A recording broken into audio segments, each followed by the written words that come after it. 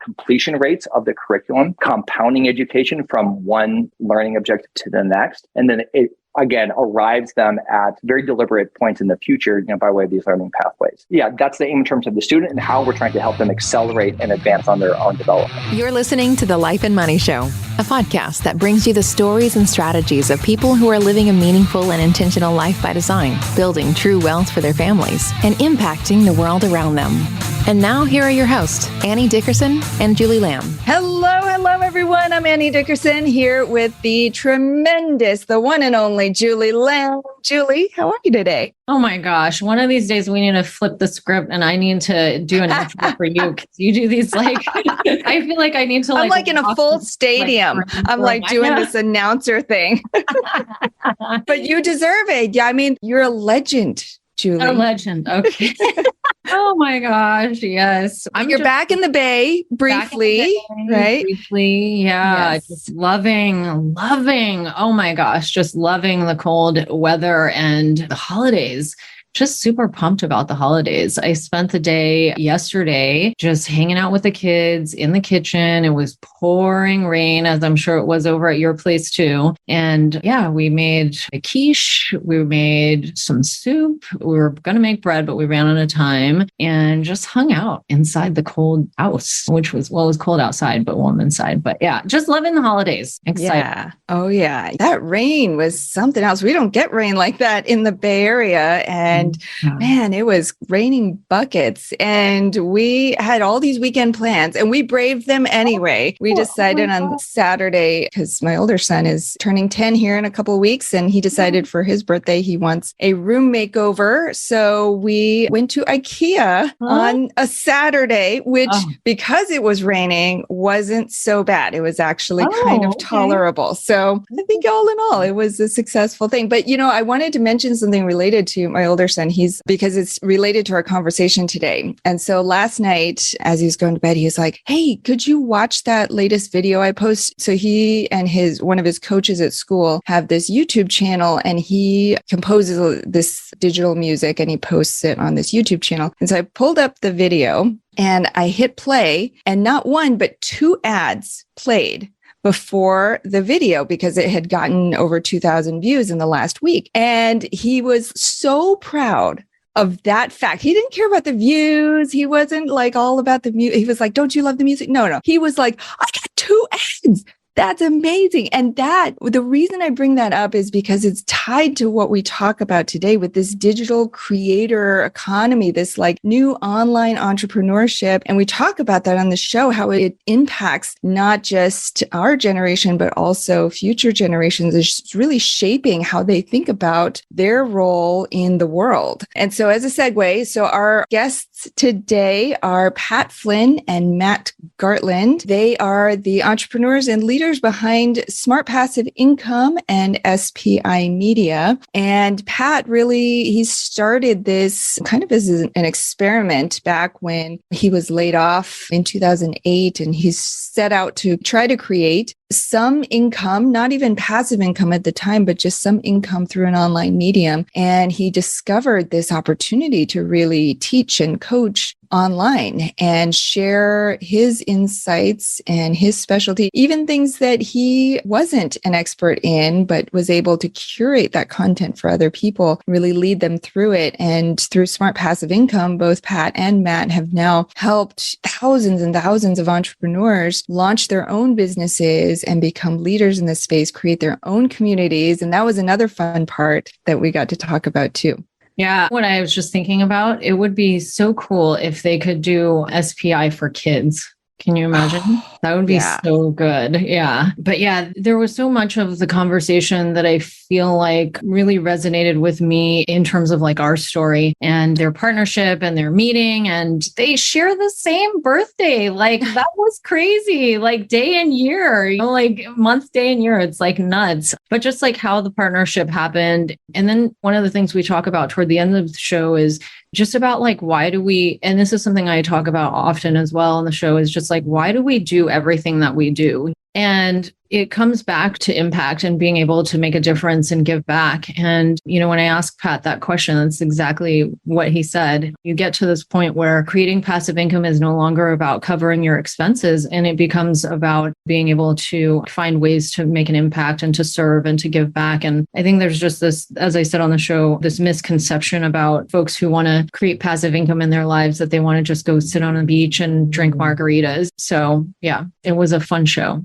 True. Money doesn't change who you are. It amplifies who you are. And for so many of us, it's about that impact. It's about giving back. And so for the listener out there, if you are on your path to creating passive income and maybe you haven't quite figured out your path yet, but maybe real estate is one of those things that you're exploring, in addition, perhaps, to online entrepreneurship, as Pat and Matt will talk about today. But if you have an inkling that you might be interested in real estate investing, and in particular, real estate syndications or group investments, which is what we specialize in at Goodegg Investments, we have the perfect resource to get you started. It's a copy of our book, Investing for Good. We have a free hardcover copy for all of you. It'll go through all the ins and outs of how to create passive income and achieve financial freedom through investing in real estate, all without the hassles of being a landlord. To get your free copy, go to goodegginvestments.com/book. With that, let's dive into our conversation with Pat Flynn and Matt Gartland.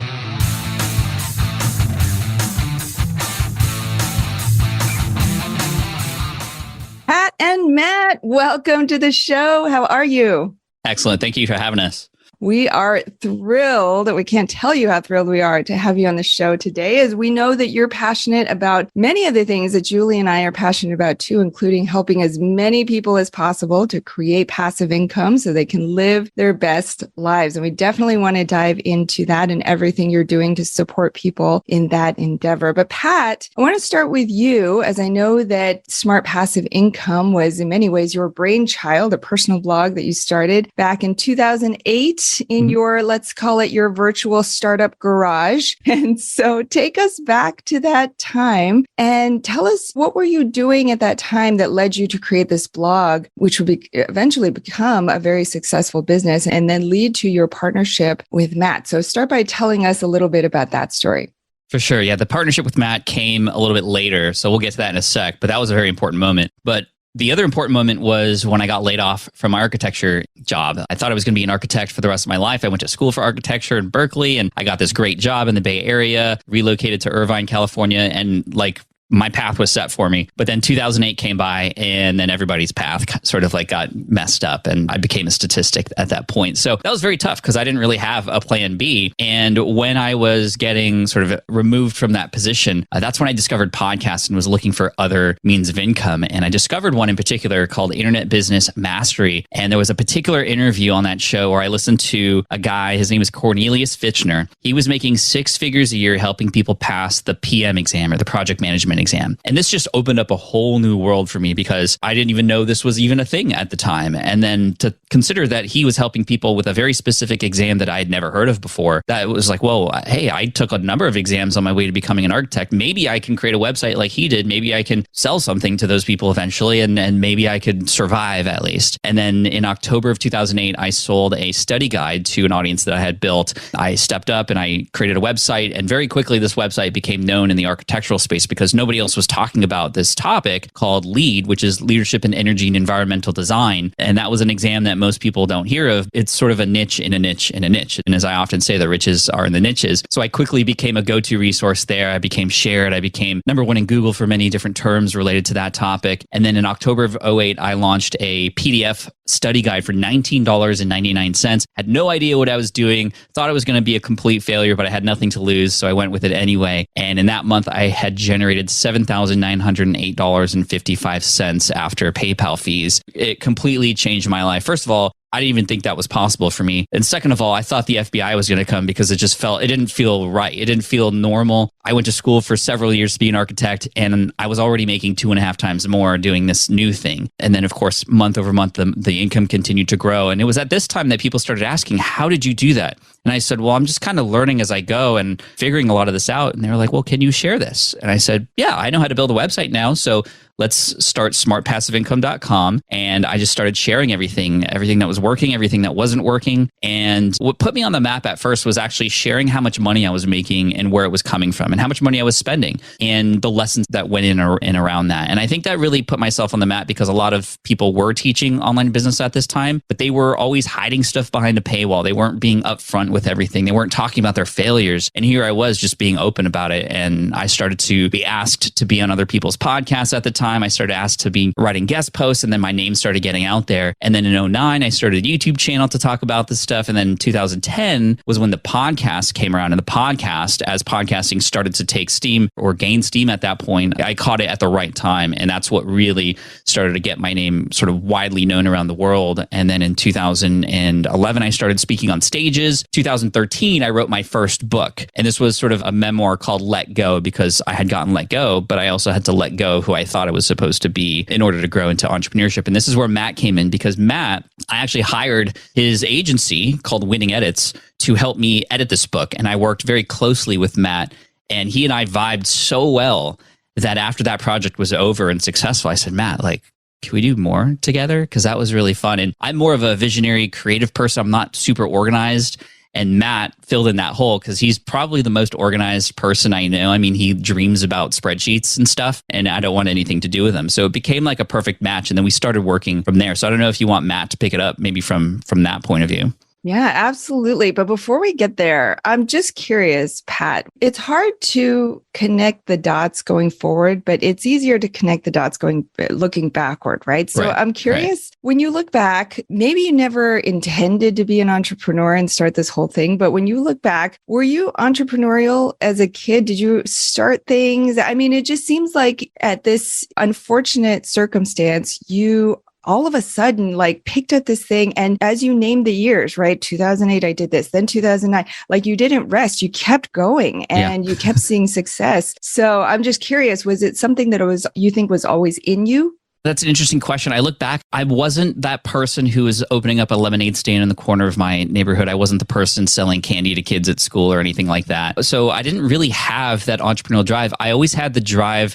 to want to be the best at something, though, for sure. And this is why in architecture, I was the youngest person in the firm to be promoted to job captain, because I was always trying to up level and upscale and do better. But then when I lost my job and found something that worked, I just brought that energy there. And it just so happened to be in the world of entrepreneurship. And so I kind of moved from one ladder, the corporate ladder, to a new ladder. And the beauty of this ladder is there is kind of no end to it. I could keep going higher and higher. And I found and discovered so many other people on that same entrepreneurial ladder who, interestingly enough, like wanted to help each other out. That was the cool thing. There's a lot of people who keep things secret and kind of like see other people as competition. But I also discovered this entire world of people who were so helpful, so willing to answer my questions. And I joined these communities and we just lifted each other up. And some of those people, I'm still friends and colleagues, and we still partner now. 15 years later, it's just amazing. And that's what I would encourage people to go out and find, is those people who are out there who will also lift you up. There are people out there who will try to tear you down. And this is why it's important to find those other people who can be there to support you when you need it. I think I speak for both Julie and myself. That's a big part of what we loved about getting into the entrepreneurial space too. And in real estate, it's in many ways the same. People are always willing to jump in and help each other out. So I'm glad that you were able to build that community. And it sounds like that's what led you to Matt. So Matt, I want to turn it over to you. I'm curious. I mean, with a love for spreadsheets, you had to have had a much different story and journey along the way. So tell us a little bit about your story leading up to that pivotal time when you and Pat started working together. Yeah, and I appreciate Pat kind of put a bit of breadcrumbs there. Definitely different, but sort of as the story evolves, like even the same in some regards, where like we're both entrepreneurial.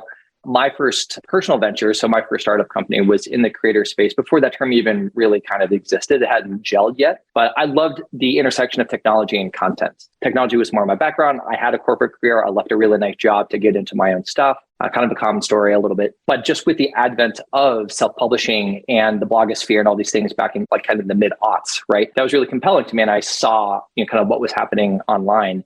So my first venture was a creative agency, essentially, or a creative studio that started to work with nonfiction authors, New York Times bestselling authors, podcasters, et cetera. And that led me to meeting Pat. He mentioned his first memoir project. And SPI continued to grow. My organization continued to grow kind of serendipitously. And Pat and SPI was always one of our most favorite and beloved accounts. Pat and I just became fast friends, quite frankly. So fast forward to 2018, SPI was doing really important work. We were doing really important work elsewhere. But we just felt like kind of this kinship, right? Like we could have a bigger impact on people's businesses and their financial freedom and all the things that kind of come from this work. So we're like, well, heck, let's just do this together. So we just kind of went all in together. So that's how we got to, being partners formally. I'm curious, what ended up happening of your other business? My other business. So certainly there was conversations around sunsetting, if you will, other clients. We never tried to leave anyone in a rough spot. So we tried to play matchmaker and introduce other clients to other editors. They were working on manuscripts and book projects or other maybe fuller service organizations and agencies that were doing audio production or other aspects of their content. So we definitely tried as much as possible to give it enough notice, et cetera. I wouldn't say that it's always perfect in that circumstance, but the vast majority of everyone was really excited for us and saw the vision just because of how prominent and how influential SPI is. They see where we were trying to go. So yeah, it had bumps along the way a little bit, but the bigger, much more prominent aspect of the story was everyone was proud and understood what was happening. Yeah, I basically took the entire team under the SPI brand. That's what happened. So everybody on the team, I guess you could see it as I acquired Matt's company in a way, but took all the team members with me. That was really interesting for me because Matt, of course, being organizational and all about numbers, laid it out for me. He was like, Pat, we do a lot of great stuff together and maybe it's at 60% capacity. But if you and I were to combine forces, then you would have the entire team's 100% of their time and attention into the brand. And then you wouldn't have the agency fees that you would normally have working with my company. So in the end, this is a win for everybody. It has been, which is pretty cool. He had mapped out the spreadsheets and the models. I'm sure he had it all. There's a PowerPoint presentation. Yeah, the whole thing. More note cards than PowerPoint. That's true. That's true. So. Anyway, but it does come back to vision, and that I'd say that in our own regard, Pat and I are both visionary and integrators, if we use that framework from Gino Wickman. But being able to line up sort of a financial forecasting and business vision that I think I was bringing to the table with all this creative and aspirational opportunity vision that Pat had, it just started to make sense. And especially then in spreadsheets on paper, it even made more sense. The team was really rallying behind it as well. So the term acqui-hire is a little bit of a phrase in M&A land a little bit as well. So you could kind of call it that. But ultimately since 2018, getting into 19, we've been plowing forward, as a unified team into, the bigger waters that are now kind of before us in terms of not only audience building, but maybe we'll come back around to talking about community and kind of where we see the future of a lot of online entrepreneurship and where a lot of folks can continue to make defensible gains with financial freedom in their own ventures. I love that term acqui-hire. I've never heard that before. That's awesome. Part acquisition, part hire, right, sir? Yeah.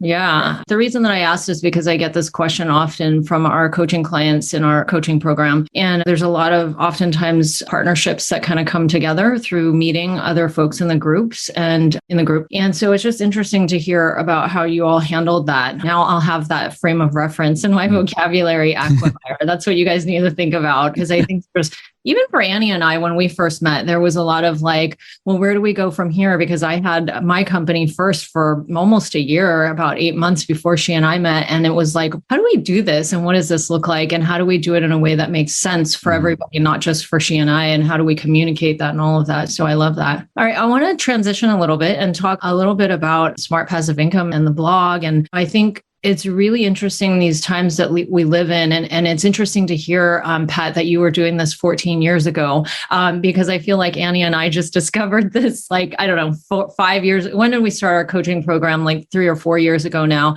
And it was the scenario you described is almost exactly the same scenario that we went through, where it was people just kept asking us, how are you doing this? We want to know. And it was, Annie kept hopping on all these phone calls and went out to lunches. And I'm like, we need to stop this and think about how we can monetize this. And that our coaching program was born. I think it's Tony Robbins and Dean Graziosi have their, what do they call it? Their knowledge broker, blueprint, right? Mm-hmm. And I feel that's so much of this world that we live in today is this world, this place where so many people have so much information and now they're able to monetize that. Where do you see this kind of going? I'm curious of your thoughts of this. And I have 3 kids. I don't know if you guys have kids either, We but do. Okay. I'm just curious, like, where do you think this is heading for the next generation? What does this mean for jobs, the typical jobs that everyone used to get? Kind of, Pat, your situation that you described, I feel like is going to become more relevant for kids that are growing up. That same story, they might not even go down the path of like even thinking they're going to be an architect, but they may just jump right to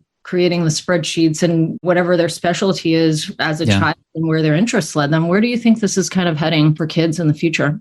Yeah, I mean, that's a great question. I think about that all the time because I have two not so young anymore ones. My son is turning 13 in like a week, which is wild. It's just crazy. Yes. So of course, he's already starting to think about his future and I'm thinking about his future. And it definitely, the macro environment has a lot to do with what is possible and what his options are. And it's interesting because we've seen the changes in the way content is published online and jobs and what people want to do and careers and whatnot. I mean, we are in the middle of sort of another recession, if you will, just like I had gone through in 2008, different technology, different time, but same feeling. And so, like you said, this is something that's so important to consider. When Matt and I got together to continue that story a little bit in a relevant way, we started publishing a lot of online courses. We know that we had information that would be very beneficial for people. So we published a number of different courses, one of them called Power Up Podcasting. We've helped thousands of people through that course start a podcast. That course itself has generated over $3 million.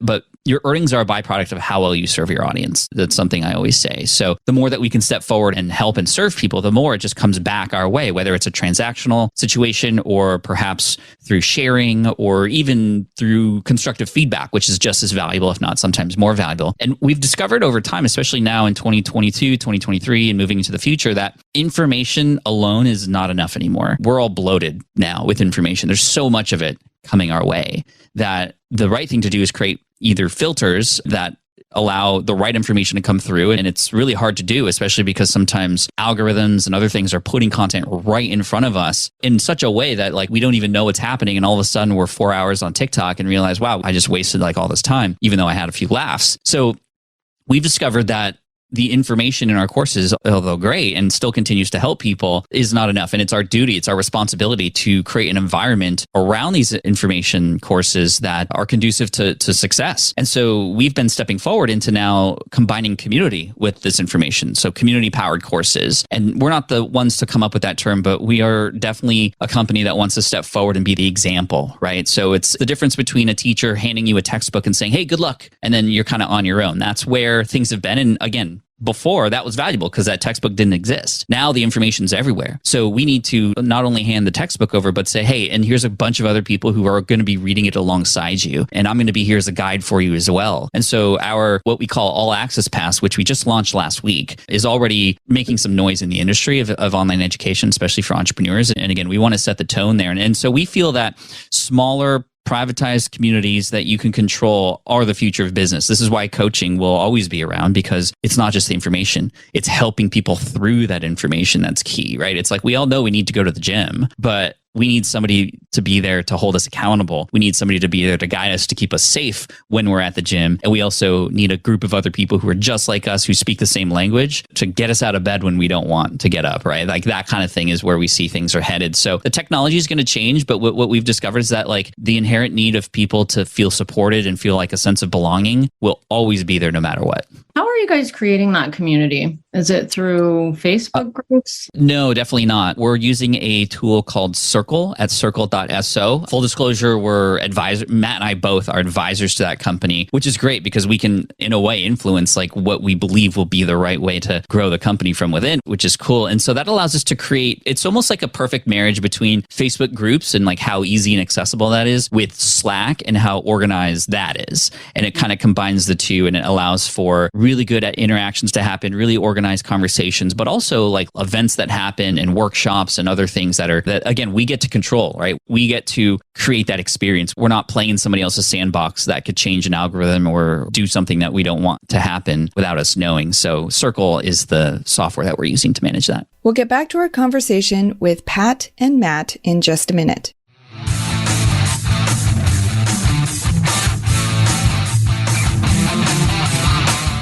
Have you been thinking about investing in real estate but aren't sure you have the time or the desire to manage the investment? Perhaps you're afraid, like we were, that you'll make the mistake of choosing the wrong market or the wrong team and lose your entire investment.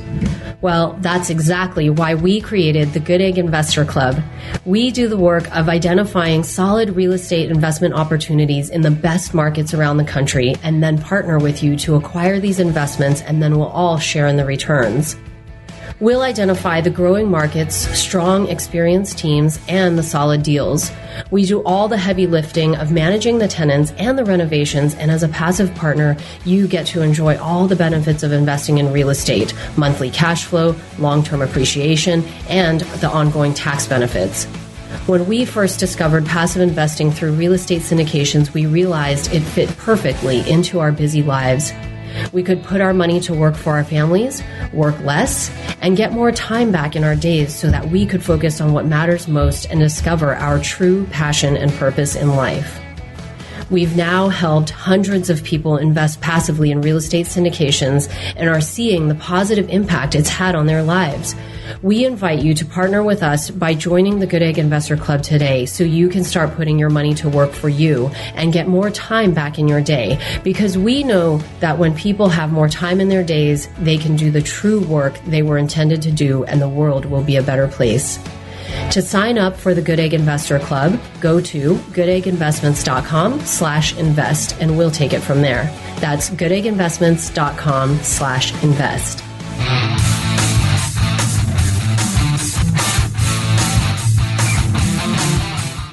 And now, back to our chat with Pat Flynn and Matt Gartland. Awesome. Noted. We'll have to take that into consideration. We were just having a conversation about this when we were at our on-site with our team. We were talking about how do we get this very topic, how do we get our coaching clients more accountability, and how do we get them more engaged, and how do we get them from where they are to where they want to be? Because it's not just about the information that we deliver. It's interesting. This is fascinating. So in terms of sort of course materials, or how does somebody maybe give us like a best case or your average, what does the average person look like when they come to you? What is their situation? What are they looking for? And how do you guys move them through that process through SPI?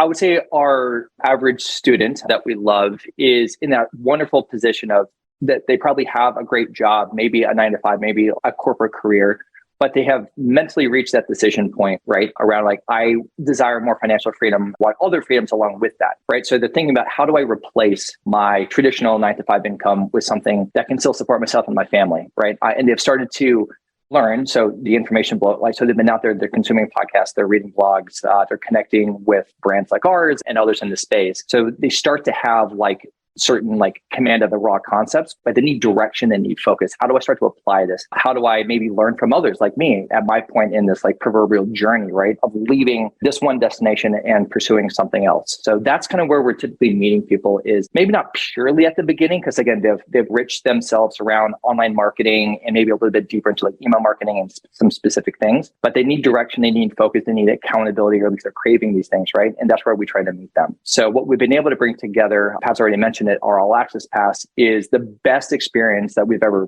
been able to produce to genuinely help and guide people in this journey towards being able to replace a full-time income, maybe from a more traditional source, with their own. So what we have done is take all 17 of our courses, our flagship ones, as well as our smaller workshops, and then created pathways in a very intentional sequencing of our curriculum and very deliberate ways focused on learning outcomes and objectives. And we've created this All Access Pass product, if you will. So subscription-based product versus one-time, that's important both on the business side, and maybe there's space to come back to that for us.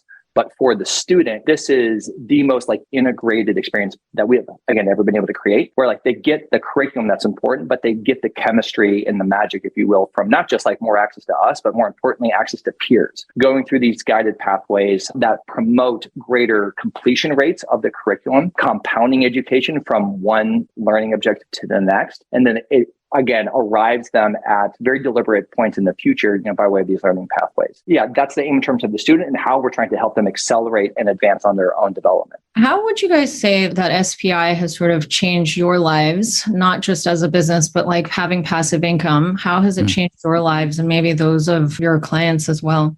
Yeah, I mean, I could start with this one in 2008, not making any money at all. It was more of a place for me to document and journal the business that I was getting into, which was the architecture thing.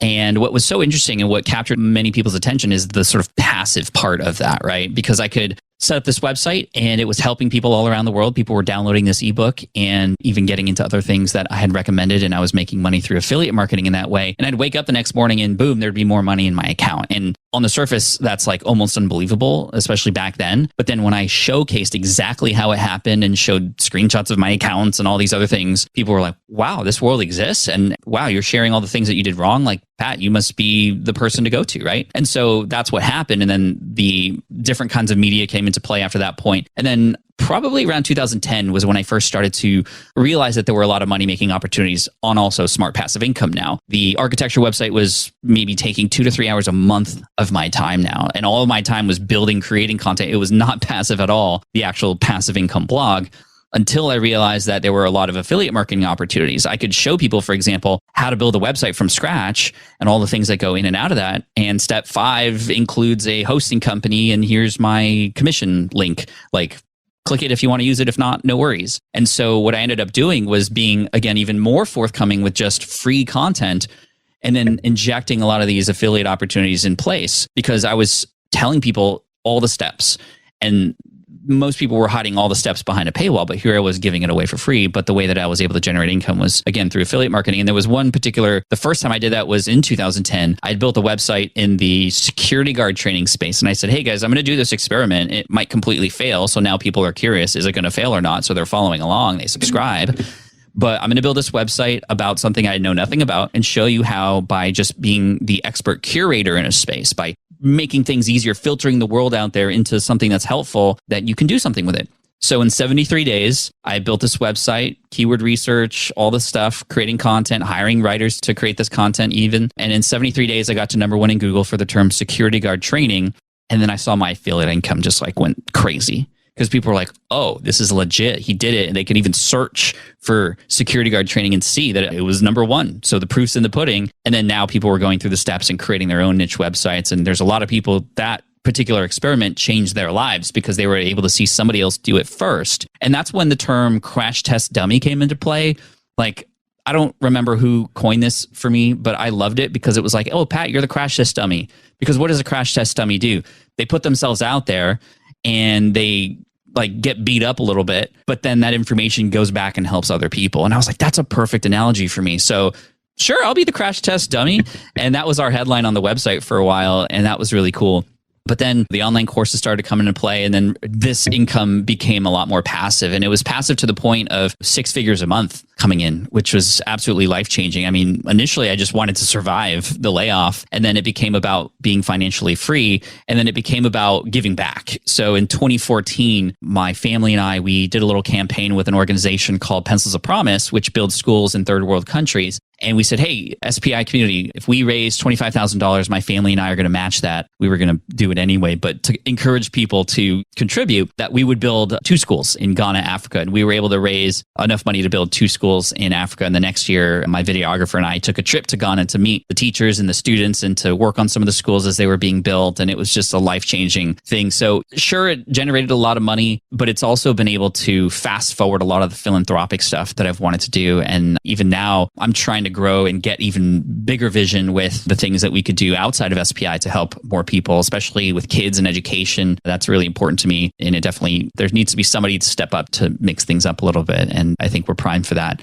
But that's me. I mean, it's allowed all the financial things to be taken care of, which again is fantastic. And I'm super grateful for that. But it's also given me freedom to see what I can do to serve even more. And that's where my head is at. I don't know, Matt, like as SPI has grown and money has come into your pockets, like how have you felt about sort of what it's opened up for you? Pretty similarly.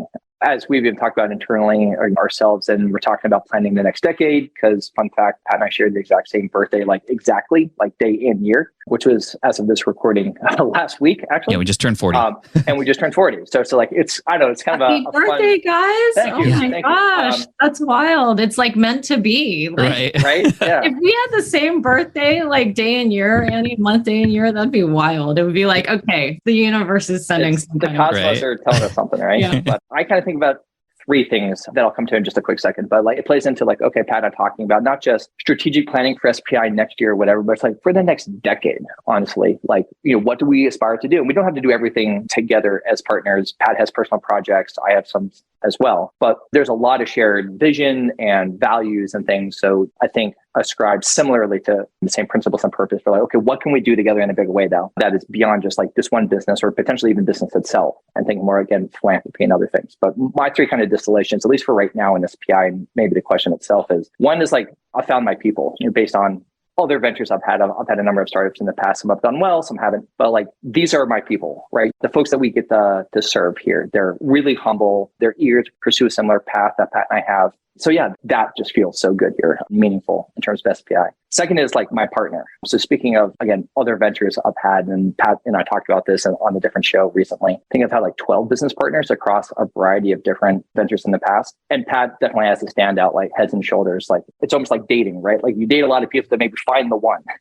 So it's like, but anyway, like Pat's just time and again proven to be like, he's been my best partner, this whole time. And then three, I'd say is legacy, which I know Pat cares a lot about as well, but chiefly kind of for the kids to kind of come back to that, our kids. I have two young girls, a 3.5-year-old and a 10-month-old baby. And kind of thinking about, Julie, your question just around like the next generation, like I think entrepreneurial skills are going to be that much more important going forward. Not that they haven't been in the past, but just in the ability to think critically and solve problems sort of in that entrepreneurial way, even if you're pursuing a traditional job, whether you're in corporate, whether you're in finance or architecture or anything really, even manufacturing. Like I just think like this essence of like thinking critically about business through like the lens of problem solving in the world, which is I think that core spirit, right, of entrepreneurship. I think increasingly that's going to be so important. Oh, yeah. Oh, my gosh. We could do a whole other show. We should on just entrepreneurial stuff and kids, because I'm so anytime.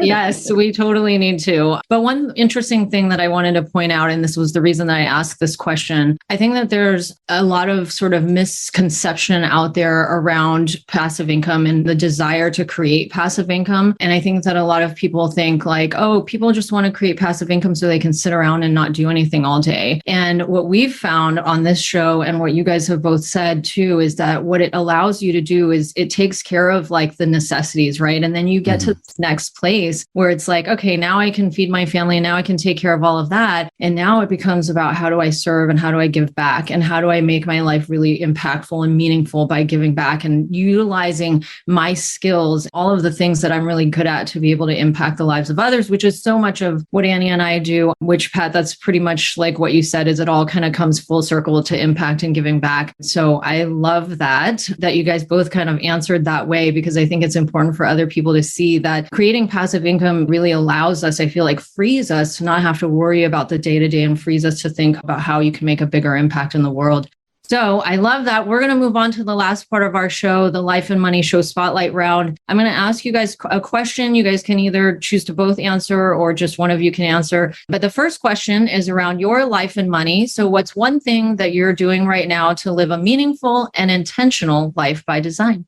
I am somebody who loves to document and work in public. And when it comes to money, especially, I mean, I think the money is the byproduct of other things. And so one of those things is how much you serve an audience and all those kinds of things. But even deeper than that is how you spend your time and what you do and what you choose to work on. And I've been really diving into the world of just focus lately. And in fact, this is what my next book is about. It's about this idea that we are learning so much, but how do we focus our learning to get maximum value from that? And then how do we then shift that focus out to serving others? And so that is something that I'm working on right now, and how I'm trying to add value in today's world, because we're all starting to feel a lot of that bloat now. And I think we need not just like an information diet, but we need to also consider like what is important to us. And I think a lot of us are losing sight of that because we're trying to grind or hustle. And I think that you can hustle, but that doesn't mean you have to work all the time. Hustle means you know what you want, but you also know yourself. And also, as Matt and I both turned 40, the other day, like I got my flu shot and then I was like out for a couple of days. I was just under the weather. I'm like, I turned 40 and I'm like feeling weak already. And it was because of the flu shot, but it made me think, wow, like I need to take care of myself now even more than ever, because if I don't take care of myself, I'm not going to be able to help others, right? And it's not just like, oh, I want to play with my grandkids on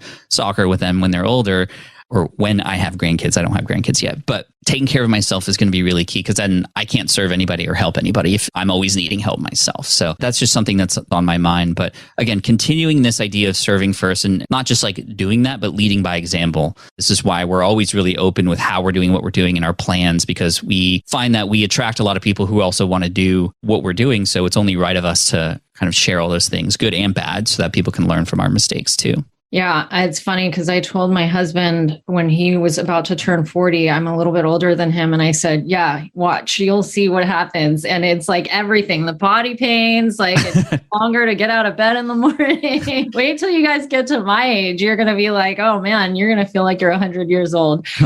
But I love that. Yeah, it's funny. I think it's really hard right now with so much, like when I'm trying to teach my kids, I homeschool my kids, and it's almost like there's too much available, right? That it's hard to sort of say, okay, I'm going to go this path or that path, because there's just so much. It becomes very difficult. Like back in our days, I just was telling my kids the other day about the encyclopedias. Do you guys even know, like back in my day, it was very limited information that was available on a certain topic. I could only go so far into a certain topic. There was no like diving into Google and jumping into a rabbit hole and like learning so much about stuff that's out there. So being able to focus, I think, is almost becoming like a lost art that people just don't know how to do anymore because there's so much available. So I love that. When is the book coming out? Oh, I mean, I just signed the paperwork to this. My first traditional published book, again, working in public. I've done self-published books. I am going down this path, even though I don't have to. I have an audience already. I could launch a book and make lots of money with it, sure. But I think it's my duty to also experience the other side of it so I can best relay that information to other people who always ask me, hey, should I go self-publish or traditional publish? So we'll see what happens. But I'm really excited because it's going to come out. But I also know it's going to be a slog, because this traditional publishing industry, like it might be a year and a half to 2 years from now. So that's just how it works. We'll have to get you guys back on the show when the book comes out here in a couple of years. And yes, Annie knows all about trying to get books published. That was a bit of a haul for us when we got ours out. So good luck. Good luck with that. All right. Second question is around others' life and money. So what is one life or money hack that you can share that'll make an impact in others' lives right now? Matt, you're the finance guy. Why don't you take this one? Yeah, I can step into that one. Actually, my thought here would have been my answer to the other one as well, which is developing other leaders. Something I've learned just a long time ago, just with leadership development programs and other wonderful mentors and executives in my life that have helped teach me, is like one of the best things, and also one of the biggest responsibilities, if you want to believe that or play into it, that we have as leaders, is to pass on that gift and develop the leadership capability of others. And I think that is a rising tide, proverbially, of many things. It can help those of us like Matt and I now, like slow down, right? At least in the day-to-day stuff in SPI, so that we have more time with our kids, or to be able to focus on bigger projects in our future. It's also a wonderful way to give back and add vitality into the future of the company, to allow the team to continue to prosper and grow in their own careers, to have more access to compensation for themselves and their families. And when that goes well, again, like I think that's one of the best things that you can do as a leader, is to create a vibrant, high vitality, prosperous organization that continues to serve others. So yeah, I think it ticks a lot of boxes for me to try to develop other leaders. That was a deep answer, Matt. I love that. I was thinking more, my answer was going to be like, before I buy anything online, I just talk to my wife and she'll either talk me out of it or I can argue my way into it. That's my tip. Like, don't just impulse buy. It's a great hack. I'd throw another classic. Yeah, maybe in there, which is like, just live within your means, right? Like it's wonderful to be able to generate a lot in this entrepreneurs. We kind of have an outsized opportunity to do that if we get lucky sometimes. Pat and I together, like we're not living in mansions, not to get too much into like value statements here, but we believe just like being able to make very sensible decisions as families, and stuff like that. Like it gets off of this, again, I'll be just spiky opinion here, but like, or you avoid falling into the trap and just chasing money or having ego or all these things that can become kind of negative, toxic conditions, in the world of entrepreneurship or, venture capitalists, or this whole other side of, I guess, that lifestyle. Yeah. So anyway. Also though, have fun. Spend your money on stuff that makes you happy, right? I mean, you might argue, why do you have a Mandalorian helmet behind you? It's like, because I love Star Wars. It's cool, yeah. And it makes me happy, right? Yeah. And it makes me feel creative. So why would you spend that money? Because it makes me happy. And you can always make more money down the road, but what we can't get back is time. So you might as well try to be happy as much of the time that you have as possible. 100%. I love that. You got to live for today. That was one of the things that I realized, was that I hear so many stories about retirement, folks who like retired and then like a week after they retired, they die of a heart attack. And it's like, oh my gosh, you worked 35 years and never really lived because you were waiting to live. And it's just so sad sometimes. So 100% agree with that. And Matt, I can't agree with you more on the leadership piece. I think the more that we can empower others around us to find the value that they add to the world around them, it just everybody together kind of comes around. So I think that's so awesome. All right. Last question is around life and money in the world. So what is one thing that you're doing right now to make the world a better place? Yeah, I think it starts at home, number one. I think it's helping our kids by setting the example and setting themselves up for success. They're going to be out there in the world and contributing in one way or another, and we want to set them up for success, but at the same time, they are their own people. And so my wife and I both have learned that we talk a lot about how our parents raised us and we love our parents, but also there were a lot of things that didn't allow us to explore as much as we wanted to when we were kids. And then so we're doing our best to work together to enable them to not just live their best life, but contribute to society as much as possible. So it starts at home because then there's a ripple effect there. They're going to help and serve others and et cetera, et cetera. So that's number one. Number two, continuing to create content and just share openly about what is happening because people can learn from, again, what is working, but also what's not working. And so as I continue to grow and expand out and challenge myself, and that's what I do, I always look to where I'm uncomfortable. That's how I know that's the right next step. I never try to be complacent with where I am because then I might just be stagnant or I'm not of use to anybody. And then number three, like Matt and I both, we're doing a lot of advisorship work now with other companies, especially in the creator space. I don't even know the number now, but it might be close to 10 companies that he and I both sort of advise in different ways. Circle, we mentioned, is one of them, and there's many more. And that enables us to have an impact through these other companies, through the experiences that we've had and our expertise without having to like do the day-to-day in those companies as well. So we're able to work with companies that we know have an impact and hopefully have an impact on their companies, their employees and customers and clients as well. And then, like I said, just always continuing to think about education and philanthropic efforts in and around that. I've done a lot of stuff here local in San Diego related to this, classrooms of the future and different kinds of things. And what I'm discovering, there's a lot of red tape in education. It's very hard to get things to change. So there has to be something that happens. And hopefully I can at least start that conversation with more people and change can be made. Oh, yeah. I couldn't agree with you more. I started my career as a fourth grade teacher and wanted to bring games into the classroom and found that exact same red tape way back when, and it's still there today. And I think if there's one common thread between both of your stories, it's that willingness to be open and genuine and to share. And I think there's a certain vulnerability and courage that comes with that. You mentioned the crash test dummy, right? And you can't be that person for other people without that vulnerability, and being willing to be that person who steps out front, not knowing what happens and making your mistakes and letting people see your mistakes. And so I applaud you both for your courage and your leadership. I think it inspires not only Julie and myself, but all of our listeners and our community as well. And clearly you've provided so much value to so many people. And I know that our listeners are going to be so intrigued by not only the crash test dummy thing, but the security guard training and the book, so many things that you've mentioned here. So tell them, what's the best place that they can go to learn more and follow up with all that you're doing? Oh, sure. Thank you again, Annie and Julie, for having us today. This is such a pleasure. We always love talking about this kind of stuff.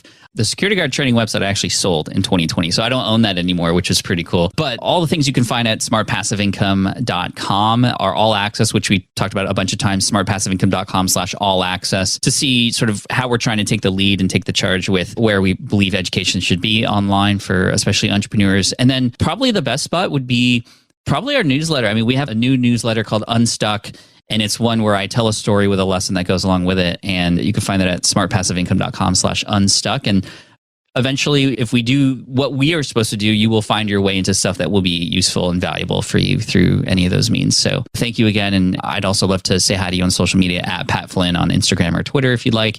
And I can't wait to chat again. This has been such a pleasure. Pat Flynn and Matt Gartland, the entrepreneurs and leadership team behind Smart Passive Income and SPI Media. Pat and Matt, thank you so much for being here with us, sharing your story, your insights, and your wisdom with us and our listeners today. Our pleasure. Thank you so much. Thank you. You've been listening to The Life and Money Show, the #1 podcast for people who, like you, are living a meaningful and intentional life by design, building true wealth, and making an impact in the world. For more resources, check out goodegginvestments.com and be sure to join the Life and Money Show community on Facebook. And if you got value out of the show, please subscribe and give us a 5-star review so we can continue to bring you amazing new conversations.